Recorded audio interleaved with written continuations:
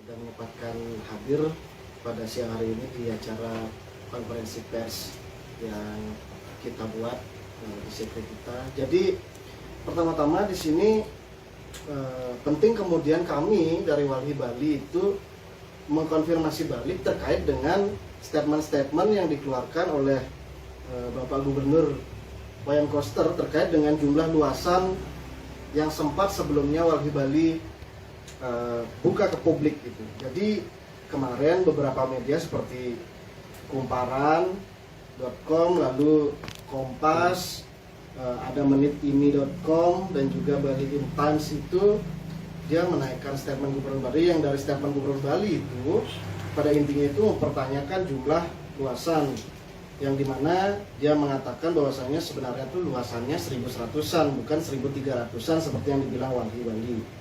Jadi di sini kami akan tanggapi. Yang pertama gini, jumlah luasan lahan luasan dan juga subak yang diterabas dalam pembangunan jalan tol Gilimanuk-Mengu yang pertama itu pada data andal milik Pemrakarsa yakni PT Sumber Rhodium Perkasa itu dikatakan bahwa rencana pembangunan jalan tol Gilimanuk ini secara total menempati luas ruang kurang lebih itu ada 1069,44 hektar kayak gitu.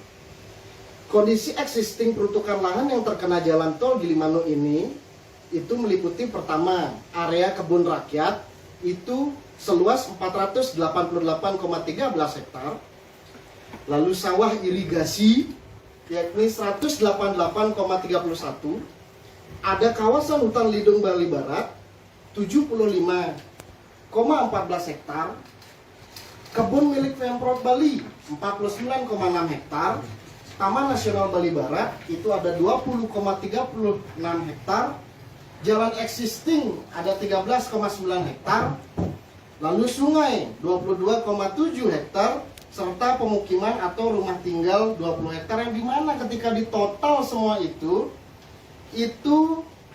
mencapai angka 1069,44 hektar kayak gitu. Nah, pada data tersebut disebutkan sawah irigasi itu seluas 188,31 hektar kan gitu. Ini data milik PT Rhodium Perkasa kayak gitu. Nah, namun kami melakukan juga sebuah riset yang dimana kami menemukan justru setidaknya ada 485,54 hektar lahan persawahan. Di sana ada perbedaan data yang kami temukan. Kalau umpamanya PT Rhodium Perkasa dia bilang 188,31 hektar, nah sedangkan kami menemukan 480,54 hektar. Nah, jadi atas dasar itulah apabila seluruh luasan ruas tol yang digunakan itu menggunakan data temuan Walhi yakni 480,54 hektar, ketika dijumlahkan total keseluruhan maka dia akan mencapai angka 1361,23.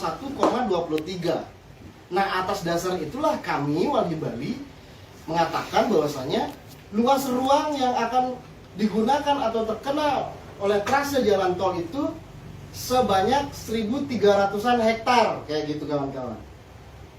Nah, lalu yang kedua terkait dengan jumlah subak yang terkena oleh trase tol kayak gitu. Jadi kami ketika melakukan riset gitu kan, utamanya terkait lahan pertanian yang terkena, itu kan kita menemukan ada 480,54 hektar sawah yang terkena gitu. Nah, kalau umpamanya sawah itu kan dia pasti terafiliasi dengan organisasi SUBA, organisasi tradisional tata kelola air di Bali terkait dengan pengairan pertanian kayak gitu. Kita melakukan riset nih dengan citra satelit resolusi tinggi dan juga turun lapangan langsung mendigitasi sawah-sawah yang terkena trase tol dan dia termasuk wilayah subak apa gitu. Nah, di sepanjang Gilimanuk hingga Mengui ini kami menemukan ada 98 subak yang terkena trase tol kayak gitu. Dan sebelumnya riset ini sudah kami launch juga per tanggal 31 Oktober 2021 lalu. Jadi ada 98 subak yang terkena, yang diantaranya ini ada foto-foto sawah-sawah produktif yang terkena di sana. Mungkin bisa dibantu diperbesar.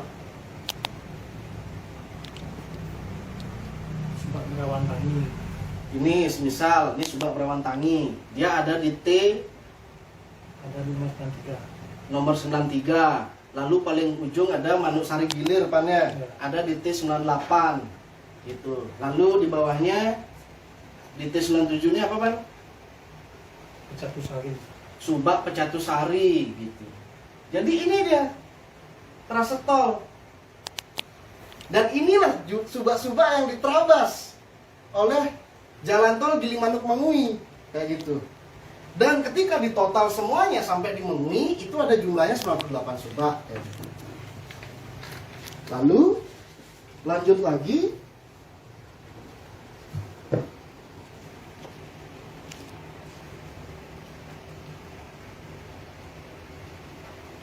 Nah, pada poin yang kedua ini kami juga menegaskan kan Gubernur Koster mengatakan lahan yang dipergunakan jalan tol Gili Manuk Mengui dalam media yang dimuat kemarin itu merupakan lahan kering atau ladang yang sesungguhnya kurang produktif. Itu statement beliau tercantum pada media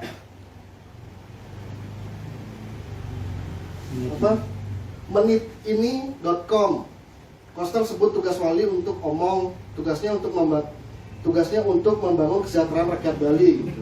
Itu kami akses pertanggal 16 Maret 2002 yang dalam pemberitaan tersebut itu ditulis Koster menegaskan data versi pemerintah yang juga sudah melakukan studi kelayakan sebelumnya, jumlah lahan yang dipakai adalah 1.100-an hektar, bukan 1.300-an hektar seperti yang disampaikan Walhi Bali.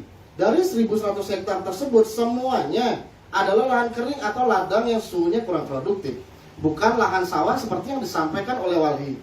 Jadi itu tidak benar, tidak ada menggerus lahan sawah kayak gitu.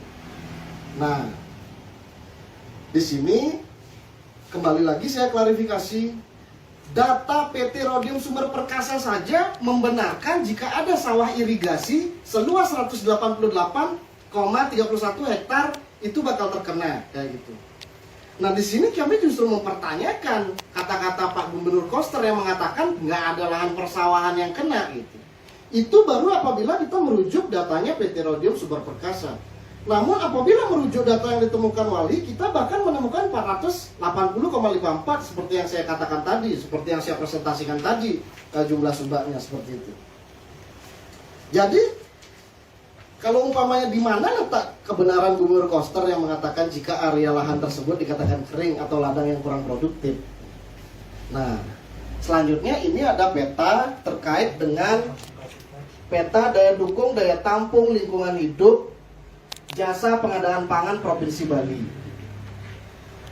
Untuk melegitimasi apa yang kami sebutkan dan memang kebenaran terkait dengan bahwasanya ada lahan pertanian yang terkena, ini dalam penelitiannya Pusat Pengendalian Pembangunan Region Bali Nusra itu mengatakan bahwasannya trase yang dilewati oleh jalan tol di sepanjang Kabupaten Badung, Tabanan dan juga Jembrana itu adalah penyedia pangan dengan intensitas sedang hingga tinggi. Nah, anggap dah ini trasenya dari sini nih, Badung. Ini jauh semua ini, kayak gitu, sampai Gili Manuk. Ini jauh semua. Jadi kalau umpamanya mengatakan bahwasanya memang ada lahan pertanian produktif yang kena, itu juga dilegitimasi oleh penelitiannya P3 Region Bali Nusra yang memang mengatakan bahwasanya di kabupaten-kabupaten tersebut merupakan penyedia pangan intensitas sedang hingga tinggi. Belum lagi dalam risetnya P3 Region Bali Nusra itu mengatakan bahwasanya Tabanan memiliki wilayah terluas penyedia pangan di antara semua kabupaten. Kayak gitu. Itu dia. Jadi untuk itu saya pikir clear dulu terkait dengan jumlah luasan yang tadinya dikatakan 1.100, terus Walhi bilang 1.300-an, serta jumlah subak. Dan untuk poin selanjutnya terkait dengan putusan MK saya serahkan ke rekan saya Madi Julianto Pratama.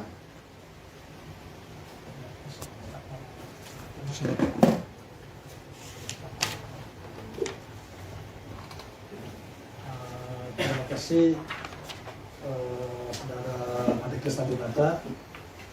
Terima kasih rekan-rekan media yang sudah hadir terkait dengan dilanjutkannya masih dipaksakannya dilanjut proyek pembangunan tol Gilimanuk Mengu ini.